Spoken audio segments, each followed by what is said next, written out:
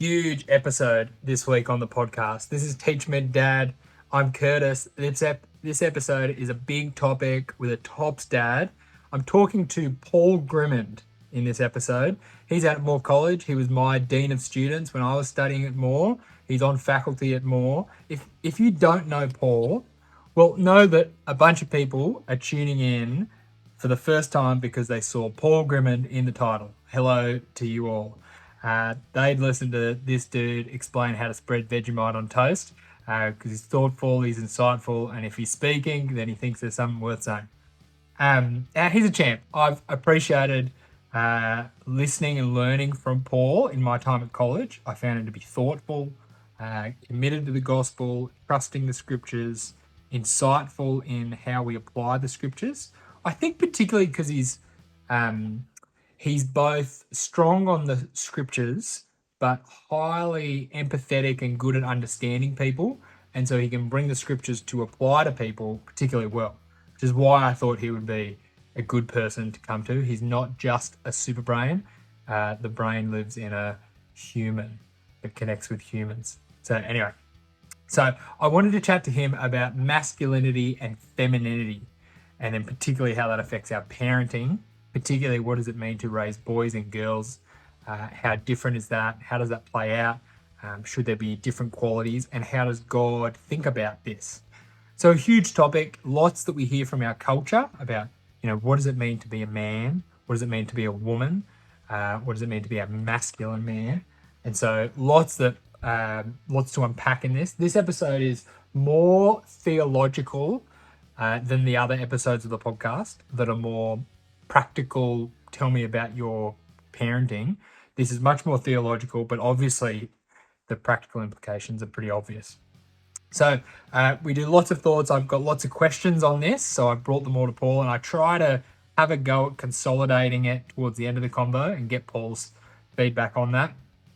Now, shout out to Fruit, the Bible reading app that helps busy Christians get into the Bible and grow. If you're like most dads, you might not have much free time to read the Bible every day. It's hard to make daily reading a reality.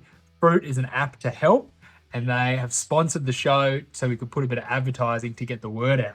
Fruit's just launched, and it's a community. So there's an encouraging one another element built into the app. So head to tryfruit.com, link in the description to join the waitlist and be a part of the community. Check that out. There'll be a link in the show notes to our website if you want to get in touch, or follow on Instagram and follow and like the podcast to keep posted with the other chats that are coming out every couple of days.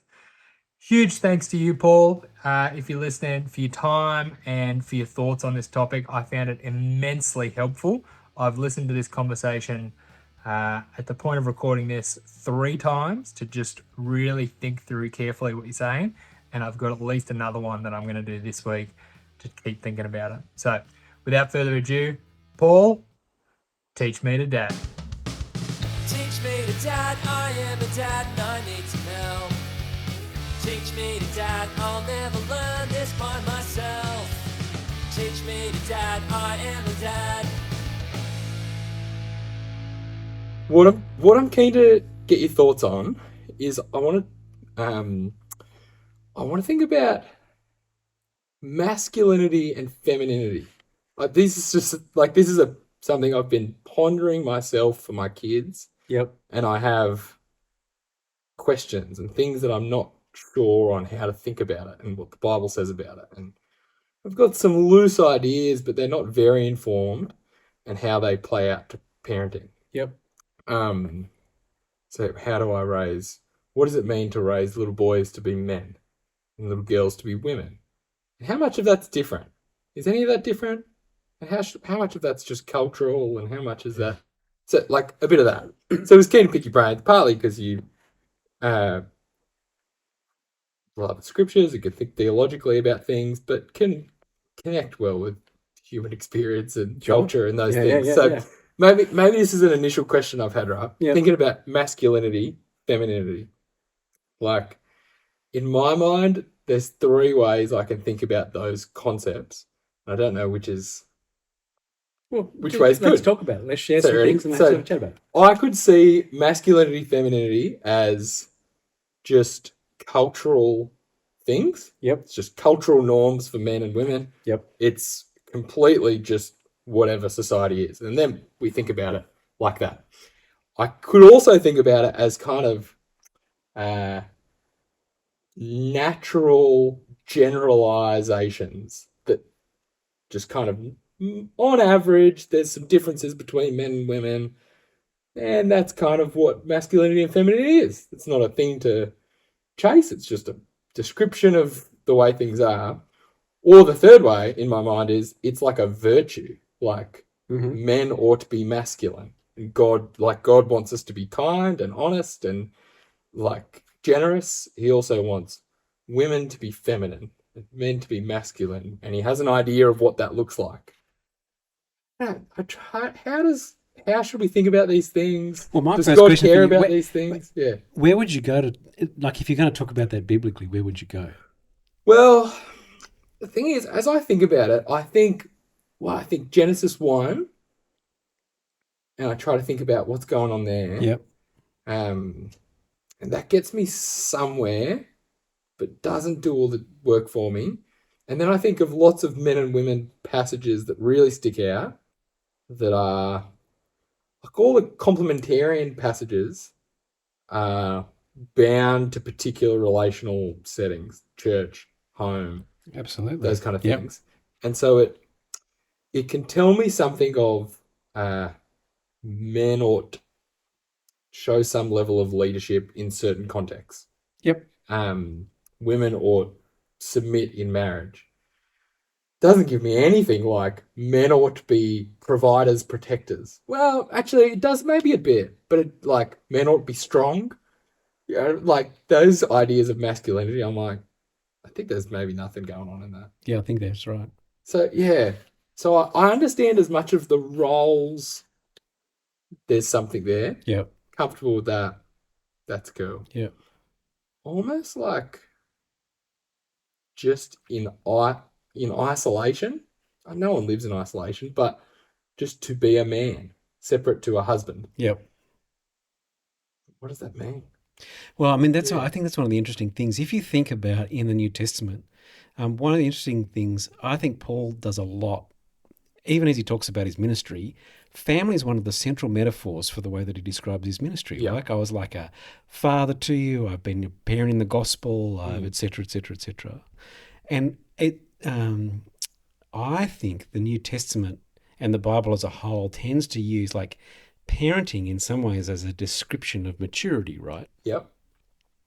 So to think about myself as a man independent of my set of relationships, I wonder whether it's our cultural concept. It's a thing that we kind of think about rather than a way that the Bible might describe who you are. Yeah, yes. Because I think the Bible keep encouraging you to think like, that little passage, 1 Timothy 5, older men as fathers, younger men as brothers, older women as mothers, younger men as sisters. It's really interesting that it's encouraging you to relate in familial categories, even with people who are not your immediate blood family. Yes. But you relate to each other as men and women, and according to age and stage in life, there's an appropriate honouring, there's all of that kind of stuff goes on. So when I think about myself as being a man, Yep.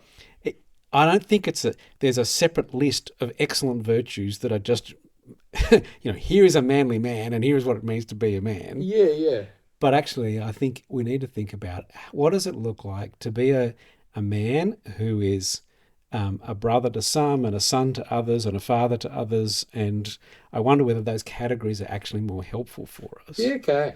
Do you think the just concepts of masculinity and femininity are just not helpful concepts?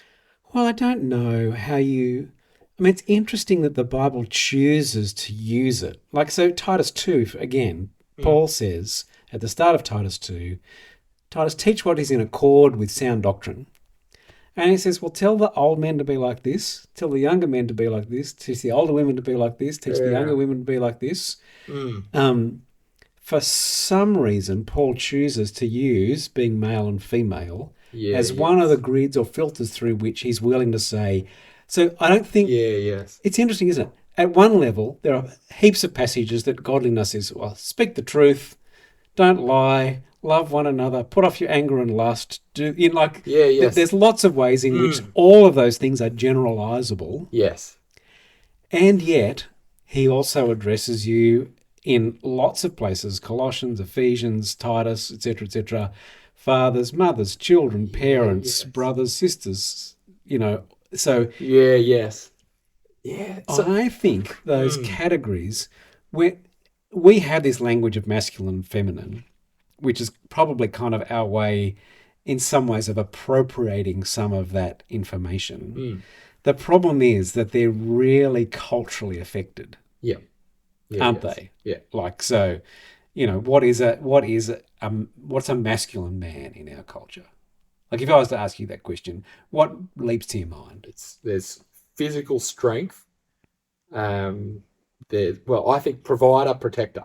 Well, our society's in a funny place with these things, but you think traditional masculinity, there's a provider, protector, he's strong, he's a leader, he drives a big car.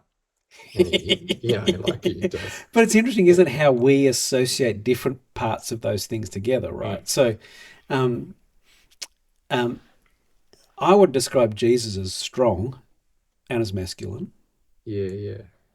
I have no idea what his physical stature was like. Yeah. Like, I've got nothing in the New Testament, have I? Yeah.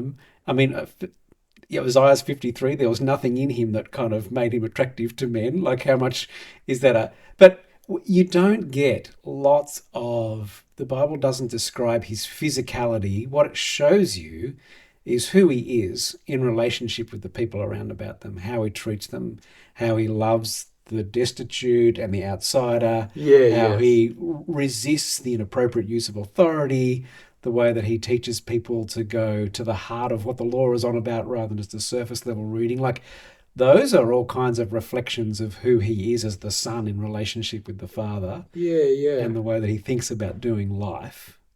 But so we have a set of, so we go strong. Yeah. And then next to strong, there's a whole lot of cultural accretion. Yes. Like, I don't know, are you thinking UFC? Are you thinking drives a big truck? Are you thinking, whereas I think biblically when we think strong, we're thinking a man who has, I would say, most importantly, a strength of character, a clarity about convictions about what it means to love God and to love your neighbour. And he's willing to put those into practice at cost to himself. Yeah. Like, if I think about what I was raising my boys to be, right? So my boys are both one's about to turn 20 and the other one's well into his 20s. What were we aiming for? What Kathy and I talk about in terms of what we're aiming for?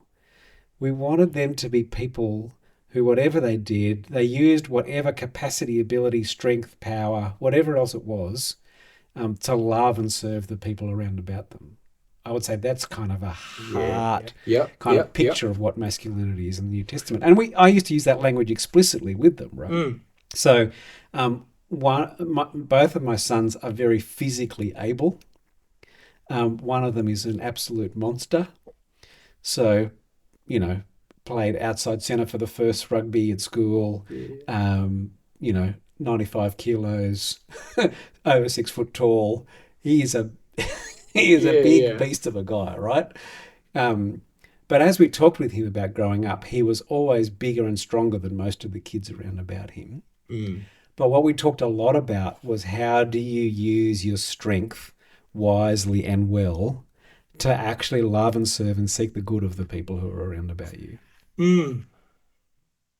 No, that's helpful. So a few questions then, clarify throughout them. So things like Titus. So it gives words to older men, younger men. Absolutely, it does. Not specifically. So that there's something helpful in that it's not just husbands, wives. Yep. Now, I read those particulars as, in that instance, Paul pinpointing the likely areas of, almost the likely weaknesses for older men, older women, younger men, younger women. Yep. As opposed to specific aims God has for that gender. Is that a fair way of reading it? Yeah, look, I think men be this is an interesting is question. Not unique. Like, no, it's not like men to be it's not like he would say, and you women don't need to be. Yes. And so self-control is not a uniquely masculine trait as opposed to a feminine trait. No, I think that's right.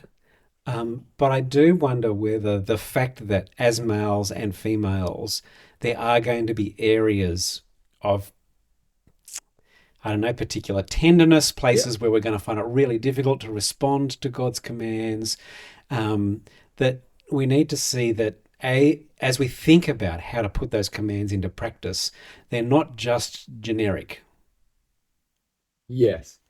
Now, this is complicated, right? Because if you take this, if you talked before about you've got your three categories, and one of them is Yeah. just describing what is. Yeah. If you take your subset of men and women and put them into a Venn diagram, there's an overlapping space Yep. and a non-overlapping space. Yep. Yep. And so we have to be careful because the overlapping space means that there'll be some women who look a bit more masculine than some men, and some men who look more masculine than women, and all that kind of stuff. So we can get messed up and confused by kind of Yeah, yes. over-interpreting those categories, Yes. I think. But nonetheless, I think on the whole, and you will have to translate this into your own context with your own kids, right? The way that I disciplined my daughter and disciplined my sons looked quite different from each other. Because there was a tenderness of conscience that I found in my daughter that I didn't find in my sons in the same way. Yes. Right. So things like self-control, Mm. it was almost like she worked that out on her own. Yeah. But we had a lot of conversations about self-control with my sons yes. because they struggled with things like anger, right? Temper. Yes. And the way that because actually we know like our emotional response is hormonally controlled. So testosterone, which does lots of good things for you, also means that you're going to more likely respond more quickly in anger, that you're going to react more kind of emotionally in that way very quickly to things. And so we had to have conversations about what it looks like to control your anger with my sons in a very different way than I had to with my daughter and vice versa. Yes. But the end kind of goal for sons and daughters would kind of be the same. That'd be fair. Like, they're still looking to be made into the image of Christ that's exactly the same. Absolutely. But they've got different starting points. They're different people. So what's needed, what approach you'd use would be different. But there's not a different picture of maturity for a boy or girl. It depends, doesn't it? Yeah. Because so Paul's willing to say, I've been like a father to you and like a mother to you. Now, it's really interesting that he uses both sets of language to describe his ministry, yes. right? But therefore, in Paul's world, there are things that he's doing that he feels are more, to some extent or another, fatherly, and things that are more kind of motherly. And I think for lots of us, if we think about our own experience of watching fathers and mothers generally, or our own parents or whatever, it's not like our parents were not carbon copies of each other. Yes. Now, it's not very trendy, is it, to say that some of that is gender related, but I just think, I think that it's deeply, I've reflected, it's really interesting. Two of my kids ended up in two very different spheres. So one of them ended up in the education sphere and the other one in kind of the exercise science sphere. In one sphere, you talk about male and female all the time because when you're doing exercise physiology, exercise science, female and male bodies are genuinely different from each other, and biology really affects what you do and even what exercises you give people and how you engage with people and whatever else. Whereas the other one went to the education sphere, was in classes where they were saying, oh no, there's no such thing as men and women. And there's just, you've got to treat everyone equally and you've got to have not a bias, and et cetera, et cetera, et cetera. So we actually live in a world where we have these crazy clashing experiences of how much these things play out. I think the Bible gives us language and a space to say there are going to be real differences between men and women. It's okay to address men and women as different kind of classes of categories of people. That doesn't mean that they're entirely different from each other, and lots of what marks out godliness will be the same for both of them. But I do think that if one of those pictures of maturity is like mothering and fathering, which I don't think is just a biological reality, I think it's the way that you love, care for, treat encourage, exhort, look after the people around about you, I do think that those things have a flavour that's associated with being male and female. Yeah, yes. So is that flavour, um, so as an example, a generalization I've heard, fathers, mothers, is that mothers tend to be on general, more nurturing, and dads tend to be more pushing. Yep. So like kids taking a risk, new skill, dad's more likely the pusher, mother is more the nurturer. Yep. In broad generalizing terms. Yep. Would you say that something about that is something to strive for? Recognizing that, is that therefore as a dad you ought be, or just no, that's naturally the way things kind of crumble. Like if you have a man who's more of a nurturer and less of an encourager, is that a problem or just play to your strengths? Yeah. Partly I would just say play to your strengths, I think. Like Yeah, my general yes. feeling is that you Yeah. really do need to play to your strengths. But it is really interesting. For a reason that I don't need to explain right now, I've read a bunch of studies in the psychological world about the outcomes of mothering and fathering, particularly in low socioeconomic groups, around schooling outcomes, right? And actually, the way that your mother and father treat you are very different from each other and have very different impacts in terms of schooling outcomes for people in lower socioeconomic spaces. Yeah. Right? So there is something genuinely real, and in fact they know that on the whole the way that mothers relate to their kids has a bigger educational outcome or impact than the way that fathers relate to their kids, right? Yeah, So yes. it's not just at the level of being a mother or father, but even the way that children relate to their parents, yes. I think is shaped in part by the reality of being male and female. I've heard that stuff too, of certain things go on for kids' brains when they play with dad. Absolutely. And different things go on when they're playing with mum. Totally. That's super fascinating. It is super fascinating. But it speaks to the when we talk about our createdness and the nature of being male and female, when the Bible uses those categories to describe us, it is describing something that is kind of a bit hardwired without being an absolute description of everything that there is to say, yes, right? That's right. And so the thing that we're trying to work out is how to hold those pieces together. I do think, though, that you then need to think, so if what I'm thinking about, what am I aiming for? Fathers, do not exasperate your children, but raise them in the fear and instruction of the Lord. So you have a particular place and responsibility that you're going to carry as my boys as they grow up. If they get married, they'll have a particular space of responsibility within their home. And more generally, I hope that they will take up, as much as they are able and gifted to, spaces of responsibility in church, where responsibility for instruction, for making sure that there's a Christian shape to our home. Now, mothers do that, and I'm not trying to deny that they do. I just want my boys to know, as you're thinking about what it looks like to be a man when you grow up, actually taking responsibility for the fact that this is going to be a Christian home, and that we're going to pray, and that we're going to seek to love Jesus. Yeah. We're going to try and have our next door neighbours in and tell them about the gospel or whatever else it is. I want them to feel and experience that, and be invited into a space over time where they're being given responsibility and invited to take responsibility for other people. Yeah. No, that's helpful. Because I think how I see lots of it go culturally, what I see, well, sometimes you see there's just no difference, and masculinity and femininity are just cultural, and it's junk. But sometimes I see there's these natural differences, and they become sort of ideals. Yes. And so you get the problem when you get a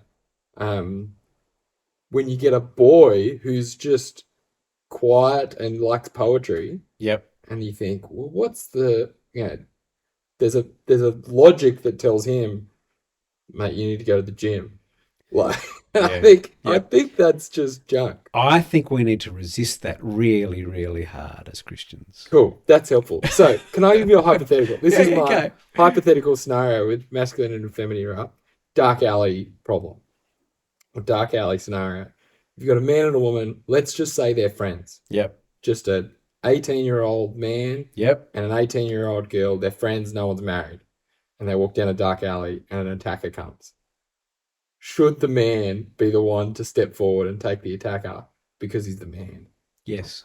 So why in that scenario?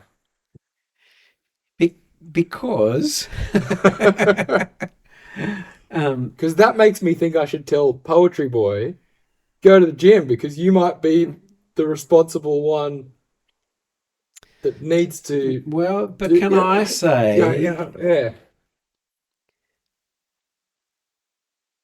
there is an attitude of heart thing, right? Mm. But it doesn't look the same for every person. Here's a classic story in our household, Yeah, right? yeah. I'm not home one night. Kathy's with the 3 kids at the dinner table, and a guy jumps over the back fence and appears in the backyard. Um, one of my kids thinks about calling the police. The other one rushes to find his cricket bat so he can go out and take the guy on. Yeah. Which would have been absolutely terrible. So, like, there was something about the testosterone Yeah. fueled nature of him. He wasn't going to back down from any confrontation or whatever. As he grew up, he needed to work out that sometimes your anger response is really unhelpful, and you've got to work out how to mediate that and actually love people and not just be out for the fight. Mm. Okay. But I think for the young man who naturally just recoils and walks away from that situation, I would still want him to be willing to lay down his life for the sake of the good of people around about him. So that, that shot on the Titanic where the women and children on the lifeboats first and whatever, Yeah. I think there was a cultural expression at a general societal level of the kind of responsibility that a bloke should take in relationship with the women and the children around about him. So why is that? And how do we know that's not just our cultural thing? Like, it's not a husband and wife. It's not husbands lay down your lives for your wives. I would want my daughter to be thinking, how can I sacrifice myself for the sake of others? Sure. And so the similar virtue, wouldn't I want both of them to put the other one first? Why is that a man thing? Is it because they're naturally stronger? I mean, it's interesting. The Bible does actually. So I think in 1 Peter 3, when it talks about treat her as the weaker vessel, I don't think that that's a character issue or whatever. I think it's just there is a physical reality that the vast majority of the time the bloke's the bigger, stronger, etc. person. And it's, I think part of what I want to say is that some of those virtues that we talk about in terms of being a father or a mother and masculinity and femininity, and so leading your household, loving well, serving, laying down your life and whatever, it's not that the Bible doesn't direct women to do those things. It just says to men, you have a particular responsibility to do those things. And probably because of how you're wired and the way that you are, you're going to actually require more effort and training to get there. Like, if you think about, for me, I did a lot of years of ministry at the university, so talking to men between the ages of 18 and 22. For lots of them, for example, as they got into serious relationships, and then beyond that, kind of out of uni, they would be in a relationship, but they didn't particularly want it to get married because that was going to encroach on their lifestyle kind of, do you know what I mean? They couldn't hang out with their mates. They'd have to stop doing sport as much or whatever else. Like there were going to be consequences of that decision of taking responsibility that meant there was a natural shying away from taking responsibility. Now, because the picture of faithful, mature masculinity in the scriptures actually involves taking responsibility. I know what's good for my sons is that they learn to do that taking responsibility thing. I think that so you'll hear that language of responsibility, right? If you're asking me what's one of the fundamental words that describes masculinity for me biblically, I think it's that sense of having responsibility and being willing to shoulder the responsibility or the burden, etc., when it comes your way. I think that my observation is that women do that much more naturally than men. Yep. But because men have been given that responsibility by God, I think, according to the scriptures, they need to be trained towards becoming more selfless, more aware of people, more able to do those kinds of things, right? So in any one particular situation, could she defend him? Sure. Might there be spaces where that happens? Sure. She's an Olympic athlete. She's a UFC fighter. Yeah, that's right. You know, sure. Absolutely. So I don't want to make absolutes about that, but I do think culturally and societally, particularly within church, we ought to be saying to young men, when something needs to be done, you need to stand up and do it, because I'm training them towards that level of responsibility under God over time. Yeah, that's helpful. So what's the flip side? What are the feminine versions of that? So there's something of we particularly want to help men take responsibility, and that'll help prepare them for roles as fathers, husbands, play into those roles. Yep. Are there things that come to mind in the feminine thing? Is that encouraging? Well, I mean, again, I would say that I think the Titus 2 stuff is really significant for me. So, like, it's interesting, isn't it? It picks on things like, to older women, don't drink too much wine, for example. Okay? I actually think there is a point for women, particularly if you have born and raised a family, where you get to the point in life where you feel like you're really exhausted, and I've seen this in so many of my peers, and worn out, and the temptation is just to go, now is the moment for me to put my feet up, kick back and kind of enjoy the fruit of my labor or whatever. And there are ways that you might choose to do that are actually going to end up being unhealthy for you and unhealthy for the people. So there are temptations that come because of the roles that we play and the spaces that we bear. Yeah. But also the positive endorsement there, like train the younger women to love their husbands and children. While there is a natural nurturing thing that goes on, it is also true that loving the people around you who perhaps you feel are not as emotionally aware as you, or with whom it's easy to get grumpy and frustrated and nag, or there's a bunch of ways in which, because of the responsibility that you bear and the way that you carry it, there are temptations for you. And so that move towards, my aim isn't to assert my authority or to get my way or to argue until I get the outcome that I want or whatever, but I actually want to be someone who lives in wise submission under the authorities that God's given me. And again, I think that that's a general virtue for all men and women. I don't want to, but I do think that there's the Bible, again, specifically in some ways directs commandments like that towards women. We're really in uncomfortable territory now, aren't we? But cool. I know you're cool. Yeah.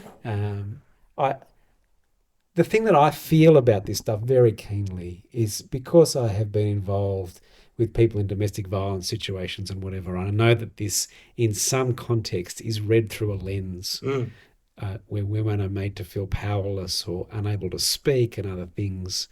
I think we have to be really careful and sensitive with the way that we handle this stuff. But I do still think that the Bible calls women towards that space of, nurturing, loving, maturity, a desire to love, and an encouragement to work out what loving the people around them looks like. And I don't think that that's just as the language of our culture would have it, a history of cultural oppression, or, it's just formed by everything that's happened culturally. I think God has made women to do some of those things in relationship with each other. It's interesting. I think about what that involved with my daughter. It involved, as her dad, I really wanted to be present with her and to do stuff with her. Really? Really. Really? Like, Really? really. Like, Yeah. I thought it was really Yeah. important. So, there were things that she delighted in doing, and so it was important to go and support and be part of that. So, as a little 5, 6, 7-year-old, she really wanted to do ballet. I wanted to be there and present with that. I wanted to support and encourage that. In her teen years, she became quite a competent runner and triathlete, and so I did some training with her and went to competitions with her and kind of supported from the sideline. And so I wanted to be present with her as she kind of engaged with all of that. But I definitely, our relationship had a different kind of tenderness, a different kind of thoughtfulness. Yep. The physicality of it changed over time as well.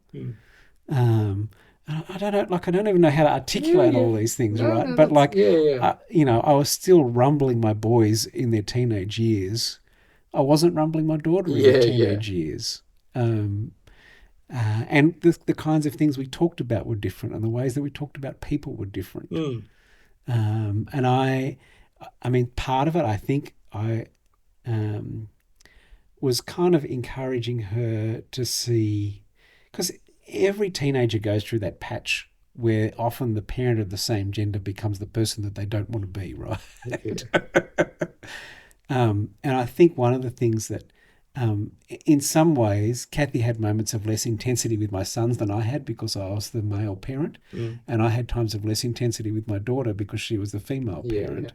And so being able to say, that person that you are feeling really frustrated about or whatever right at this moment, that they're actually really godly and beautiful and wonderful, and lots of who they are things that I really want you to be. It might not be that explicit, but So, one more thought question, and then I reckon I'm going to have a go at trying to pull this together and see what you reckon, right? There's just a thinking question still that I've pondered. Do men and women look to Jesus as their model differently? So, is Jesus the ideal human or the ideal man? And does that mean that women need to look through a slightly different filter? You know what I mean? When Jesus tees up his mum to be looked after by John, was that a son thing? Or is that do we all look to Jesus the same? This is the hardest question that you've asked, Kurtis. I was working with someone earlier this year and we were talking about this and masculinity and cultural things. And he said something like, well, Jesus was quite a feminine man. And I thought, I don't know, that's a weird thing to say. I think he must be the ideal man. But he's the ideal human. Yeah. And we all look at Jesus and model him. Yeah. So is there a grid that plays out differently? I mean, overwhelmingly, the New Testament description is to all believers to become like Christ, isn't it? The repeated thing. Colossians, you're being remade in the image of your Creator. Yeah. And so there is a fundamental way in which Jesus embodies the character of God in a way that calls all of us to that kind of character and life. Yeah. It's interesting. Your friend who described Jesus as the ideal, as a kind of feminine man. Yeah. What did you talk about what was going on there for him? Oh, it was definitely Jesus's more sensitive, emotional side, Jesus weeping, that kind of thing. Yeah, right. Yeah. But I think that's a helpful point at which you go, okay, some of that's got to be cultural stereotype, right? Totally. Yeah. So that's at that point the scriptures start to overcome my glasses and go, actually, being a man who experiences emotion and expresses emotion and engages tenderly and graciously with people round about me, that's what real masculinity looks like. That's very helpful. I wonder whether women make that translation more easily than guys do. It's just one of my observations Yeah. from watching Mm. the way that women in general engage with Jesus and think about it. But I could imagine, I mean, I think I've seen certain contexts where, because of history of relationships with men, some women find calling God Father or Yeah. relating to Jesus as brother, that creates a bunch of things that are difficult and complex for them to kind of traverse and engage with. Mm. Yeah. Yeah, okay. Mm. What are you thinking, Curtis? Like, what's going on for you as you pondered that question? I don't know. I've just wondered it. I think,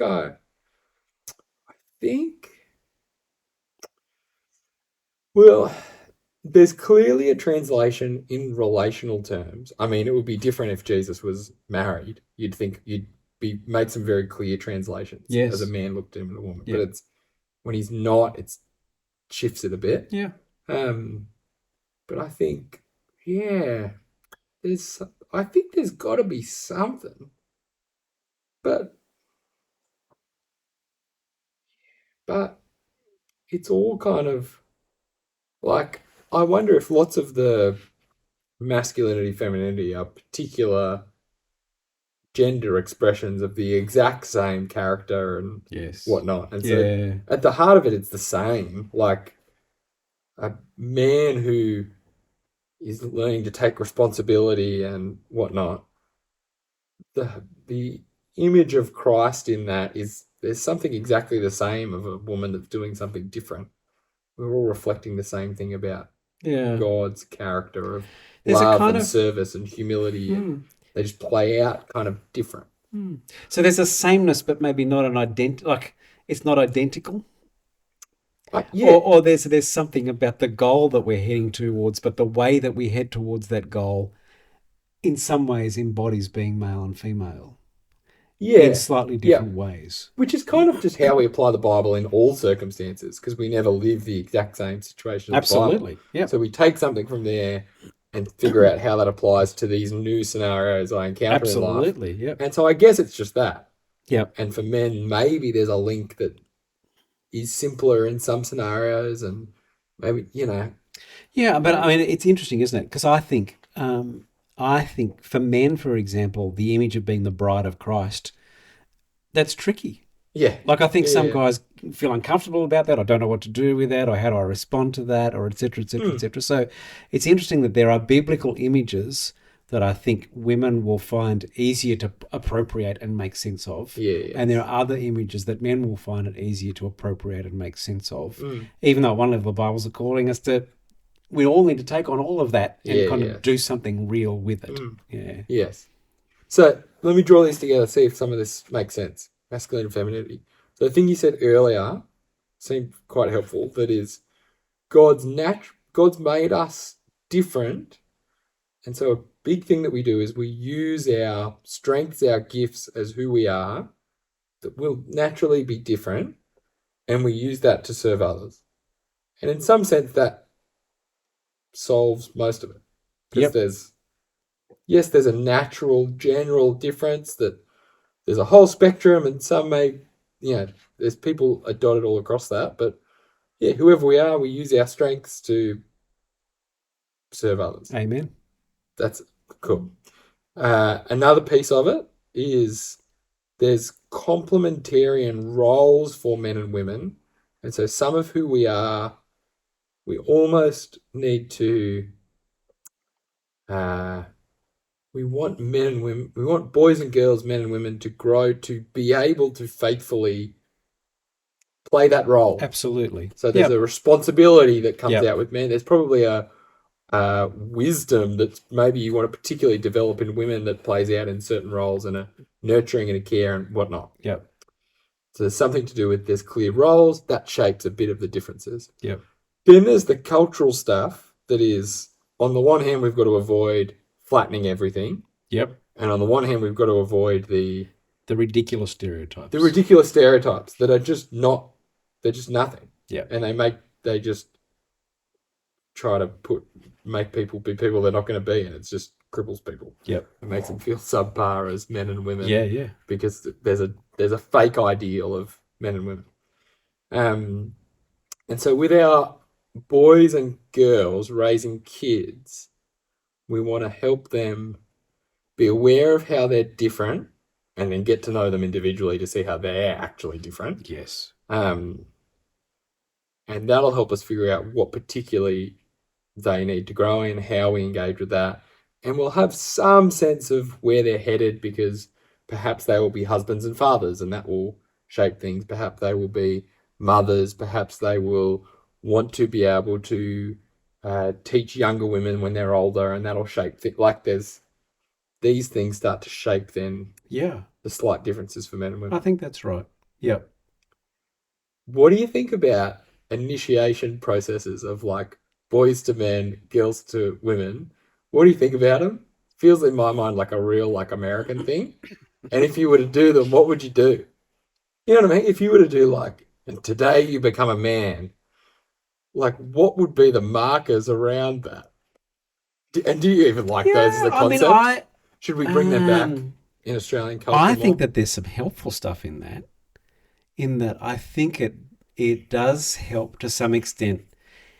What it creates is a concrete marker of, I want to go through that process. And that process is a marker of the point where I start to take more responsibility and I grow up. And like there is inbuilt into our society the delay of accepting responsibility, right? I think culturally we're in a space where there's a lot of delaying of accepting responsibility.